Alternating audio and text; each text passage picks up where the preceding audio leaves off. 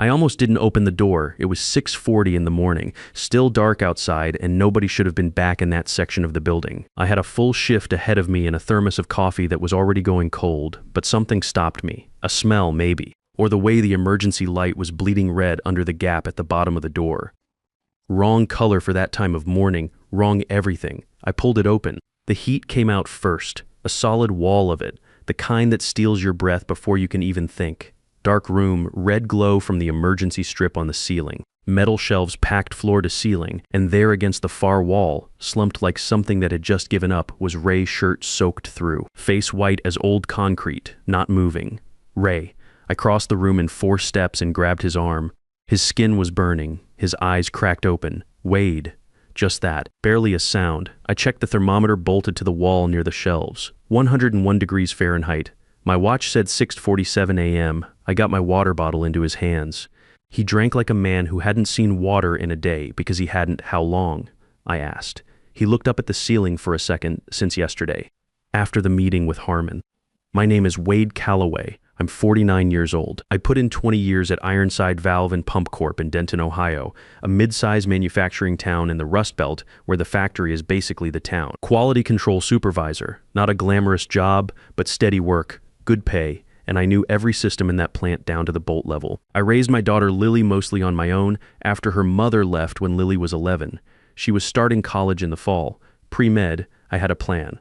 I had a life I'd built piece by piece over 2 decades. In that storage room at 6:47 on a Tuesday morning, those pieces started coming apart. Ray Alcott had transferred to Ironside about 6 months before all this safety and compliance specialist.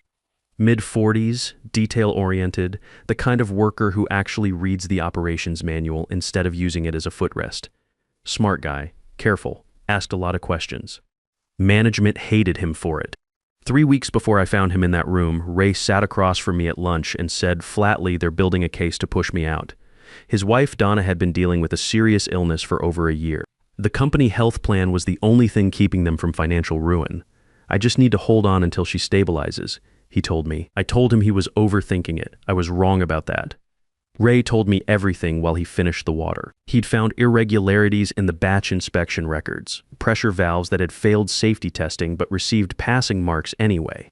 Those valves were already in the distribution chain, headed to hospitals, water treatment facilities, and 2 school districts. He brought it to Glenn Harmon, Regional Operations Director, and the man who ran Ironside like it was his personal property. Harmon listened, nodded, and told Ray to go verify some inventory in the back storage unit. Said he'd follow in 10 minutes. Then Ray heard the lock click. The storage unit had a heavy fire door, solid steel with sealed edges. The cleaning crew ran their industrial vacuums in the hallway outside that night. From behind that door, with that kind of noise, you wouldn't hear a human voice no matter how loud it got.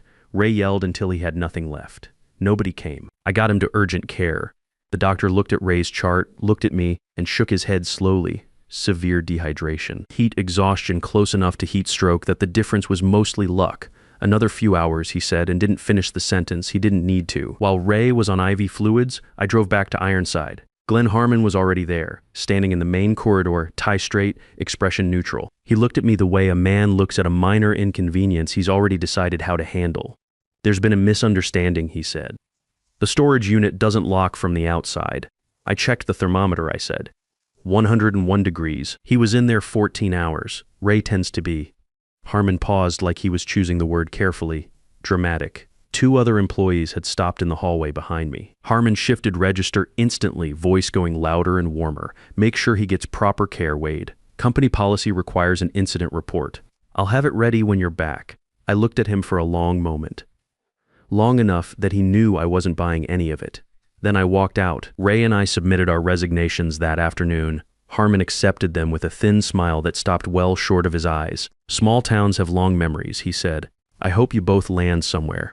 I'd worked in that building for 20 years. I carried my things out in a cardboard box and drove home without turning on the radio. What happened next was predictable. If you've ever watched how small-town power works, within a week, jobs I was more than qualified for stopped calling back. One hiring manager actually winced when he saw Ironside on my resume, closed the folder before I'd finished sitting down.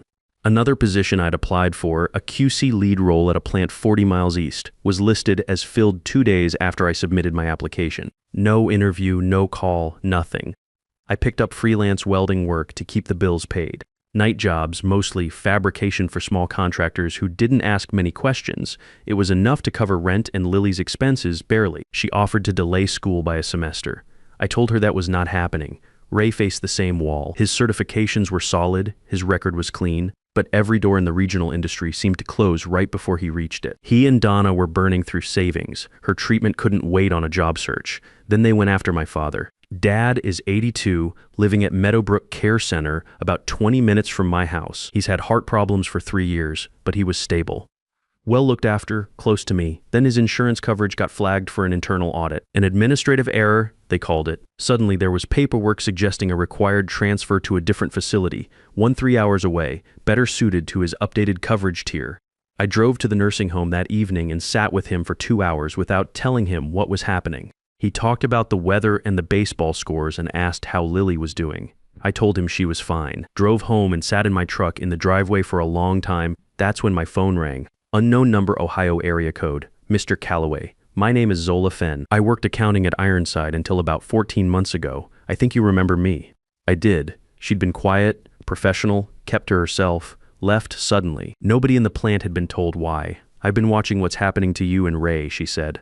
I'd like to show you something. Can you come tonight? I drove to her house. On her kitchen table, she had a notebook and 2 file folders. She'd been keeping records for 4 years, starting around the time the previous ownership sold Ironside to the current parent company and Harmon got his directorship. She walked me through it calmly. Financial reports showing a maintenance and safety budget that existed on paper but was redirected every quarter. Inspection sign-off sheets with timestamps that matched no actual inspection dates on record. And a list of 9 former employees who had raised concerns internally and been systematically removed. 1 had been transferred to night shift in a different facility until she quit. 2 had been let go on performance grounds that nobody could substantiate. 1 had suffered a chemical exposure incident in a storage area and quietly settled. The pattern was not subtle once you could see the whole picture. Harmon had been doing this for years. Zola handed me a flash drive. Everything is on there, she said. The redirected funds, the falsified sign-offs. 4 years of it. She'd kept copies off-site the entire time. I left when I realized they were going to notice what I was documenting. I've been waiting for the right moment. Why now? I asked. Because you haven't quit, she said. Most people quit. I drove home with the flash drive in my jacket pocket, stopped at a gas station, bought a coffee, and sat in the parking lot thinking about my father in that care facility and Ray's wife in treatment and the list of 9 names in Zola's notebook. Over the next 2 weeks, something started taking shape. Zola connected me with former Ironside employees scattered across 2 counties. Imani Graves had worked shipping and kept personal logs of hazardous material handling that didn't match the official records. Ree Dalton had been in testing and held onto original inspection reports, the real ones, before they were altered and replaced in the system. A man named Holt Mercer had worked janitorial at Ironside for 18 years. He was invisible to management the way furniture is invisible. He heard everything. He knew where every camera blind spot was and which executives talked freely in front of the cleaning staff. It was Holt who told me about the Midwest Industrial Safety Summit. Ironside was hosting it in 9 weeks. State inspectors, industry regulators, executives from manufacturing companies across the region, and Glenn Harmon was the keynote speaker. The topic was safety as a core value in modern manufacturing. I sat with that information for a full day before I called anyone. Then I reached out to a name Ree had given me. Carl Maddox, State Industrial Safety Inspector out of Columbus. Ree said he'd been looking at Ironside for 2 years and couldn't move without direct witnesses willing to go on record. We met at a diner 40 miles from Denton. I put everything on the table, Ray's account, Zola's records, Imani's shipping logs, Ree's original inspection reports, the list of 9 employees. Maddox listened without interrupting. When I finished, he set down his coffee cup and looked at me steadily. The conference, he said. That's our window. Maddox explained it plainly. If violations were directly observed by state inspectors already present on site for the conference, that changed the legal footing entirely. It wasn't a complaint that could get buried in an internal review process. It became an active investigation on record, with witnesses who had authority. They've been cleaning the place up for weeks, I told him. Fresh paint, new signage, temporary walls in front of the problem areas. Then we need something that forces them to look past the cleanup, he said. I drove home and started thinking about the building. I knew that plant the way you know your own house after 20 years. Every system, every quirk, every shortcut that got taken during the last renovation. The main transformer that fed power to the cooling towers sat outside on the south side of the building. exposed to full sun from late morning onward. On a normal summer day, it ran warm.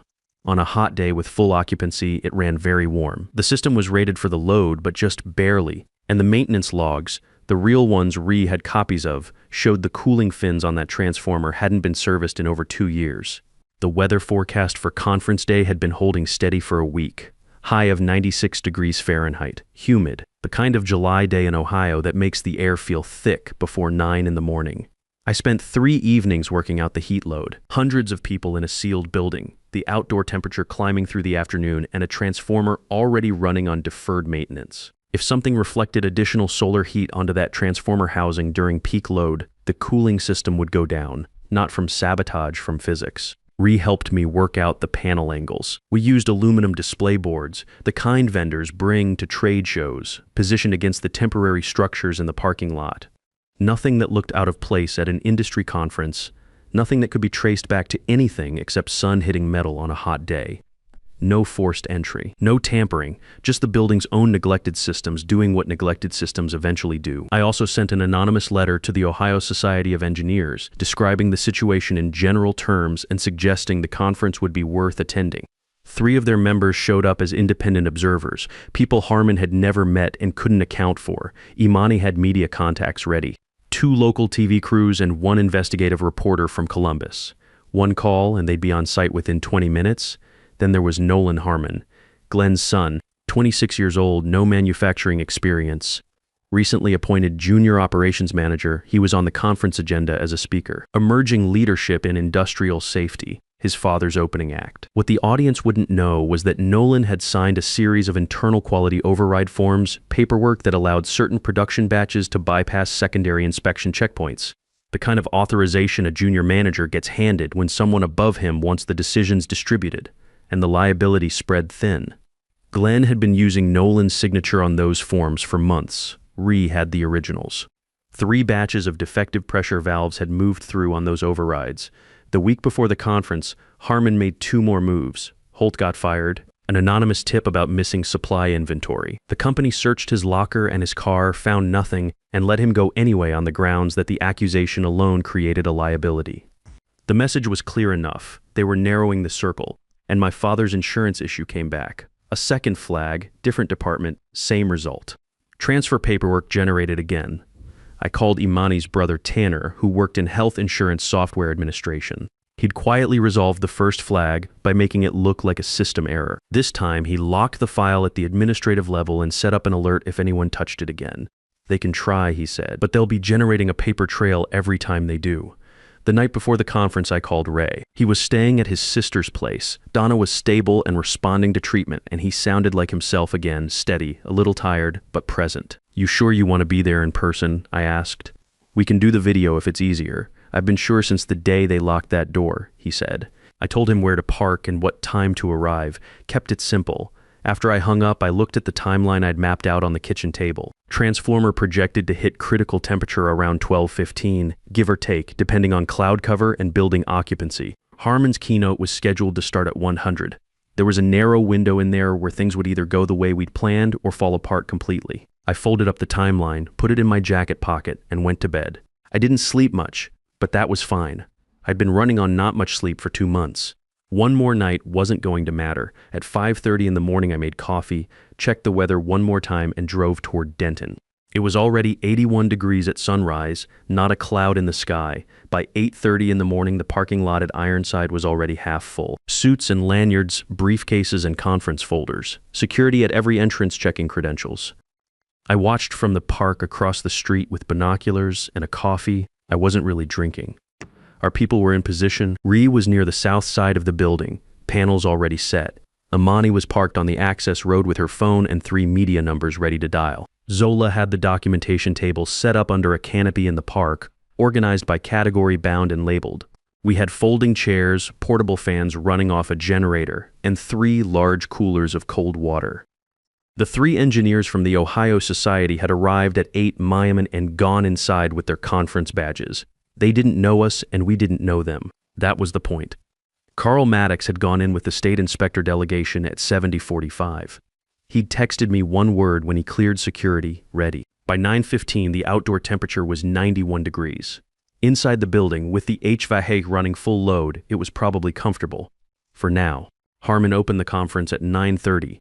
Maddox relayed short updates through the morning, presentations on industry standards, vendor displays, Nets working over catered breakfast, Harmon working the room, shaking hands, playing the part of a man who had built something worth being proud of. Nolan Harmon was in the front section near the stage. Young, well-dressed conference lanyard with a speaker ribbon on it, ready for his moment. At 11:52, Ree sent a single text, running warm. At 12:09, the transformer made a sound like something heavy dropping onto concrete. One short impact, then nothing. The building's emergency lighting came on, the air conditioning did not. I watched the lobby through the binoculars, people looking up at the ceiling, security personnel moving quickly toward the exits and then outside toward the equipment. Ground staff coming around the south corner of the building. Everyone moving fast looking for the problem, finding nothing more interesting than a hot transformer on a hot day.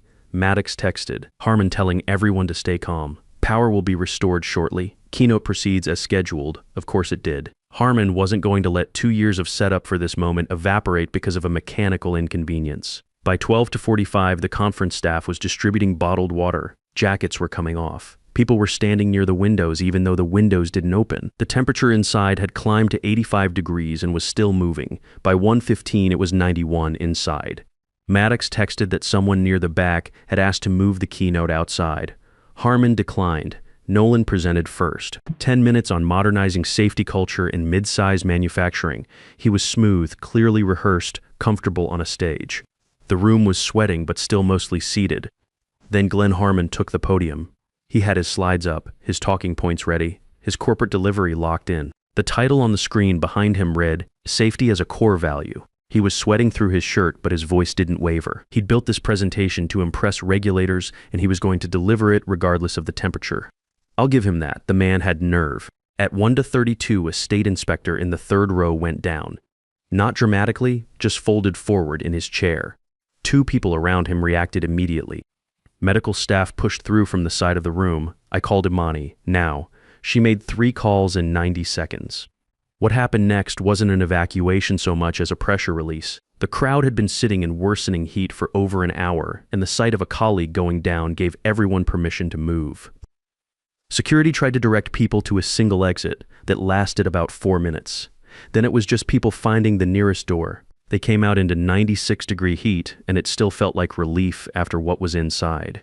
Our team was across the street and ready. People spotted the canopy, the fans, the coolers. They crossed the road without much prompting. Within 15 minutes, we had well over 100 conference attendees, state inspectors, industry regulators, and 3 TV cameras in the park, everyone accepting cold water and shade while Zola walked small groups through the documentation laid out on the folding tables.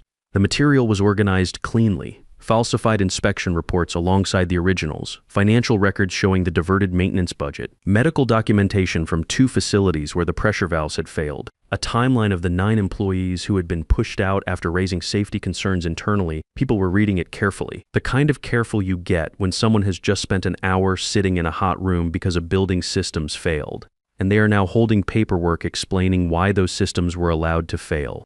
Maddox moved through the crowd with 2 of his inspectors collecting statements, directing people to specific documents, doing the work he'd been trying to do for 2 years. Then Ray walked across the street. He didn't make a speech. He didn't need to. He just stood there in the middle of that crowd, and when people recognized him from the summary sheet Zola had included in each packet, they looked at him the way you look at something that has just become real. Someone asked him what it was like in that storage room. Ray thought about it for a second. About what it felt like in your conference hall just now, he said. Except I couldn't leave. Nobody said anything for a moment after that. Carl Maddox walked over to Nolan Harmon about 10 minutes after the crowd settled into the park. Nolan was still standing near the building entrance, conference lanyard around his neck, looking like a man trying to calculate whether he could still salvage the afternoon. Maddox held up one of the quality override forms, the ones with Nolan's signature, and asked him plainly loud enough for the people nearby to hear whether that was his signature and whether he understood what those forms had authorized. Nolan's face went the color of old chalk. He started to say something about being unaware of the downstream implications. Maddox let him finish, then told him he'd need to come inside and make a formal statement. 2 other inspectors fell in on either side of Nolan as they walked back toward the building. Glenn Harmon came out about 20 minutes later. He had 2 security staff with him and was moving toward the executive parking area with the practiced calm of a man who had handled difficult situations before and expected to handle this one the same way. He stopped when he saw the cameras, stopped again when he saw me. We looked at each other across the parking lot, maybe 40 feet between us. He'd spent 2 months calculating exactly how much pressure it would take to make me disappear quietly. He'd gone after my job, my reputation, my father's care situation. He'd figured that was enough. He'd been wrong about what kind of man he was dealing with. I didn't say anything, didn't need to. State police officers were already coming around from the side entrance, and Maddox was behind them, and whatever Glenn Harmon had planned to do with his afternoon was no longer his decision to make. The weeks after the conference moved the way these things move when the right people finally have the right paperwork. Quickly, and then all at once. Ironside Valve and Pump Corp was placed under state supervision and ordered to halt production pending a full safety audit. Criminal negligence charges were filed against Glenn Harmon and 2 other executives. The pressure valve failures were connected to equipment malfunctions at a regional hospital and a nursing home in the southern part of the state. People had been hurt. The district attorney used the word manslaughter in the press statement. Nolan Harmon was charged separately for his role in authorizing the override forms. His attorney was already arguing he hadn't understood what he was signing. That argument was going to have a hard time in front of a jury holding copies of the actual forms alongside the incident reports from the 2 facilities. The identity theft case they'd been building against Ray got dropped. Ray's original documents made it impossible to sustain. Ray and Donna moved back to Denton 3 months later. Donna's treatment was covered in full under a settlement that also included back pay and damages for Ray, Ree, Imani, Holt, and 6 of the other 9 former employees on Zola's list. My father stayed at Meadowbrook. Tanner had locked that file tight enough that nobody touched it again. The back pay and settlement I received covered what I needed. Lily started school in September without having to delay a single semester. Pre-med, full schedule, exactly what she'd planned. Carl Maddox called me in October. The state legislature was drafting new whistleblower protections for industrial workers, modeled partly on what had happened at the conference. He offered me a consulting position with the new Industrial Safety Compliance Division they were building out of Columbus. I took it. In November, Ray called me on a Tuesday evening. We hadn't talked in a few weeks. He asked how the new job was going. I told him it was different from factory work, but that I was getting used to it. He asked about Lily. I told him she'd aced her first round of exams. He said that was good. We talked for maybe 10 minutes about nothing in particular, the way you do when things have settled back down and the crisis is far enough behind you that you can just talk.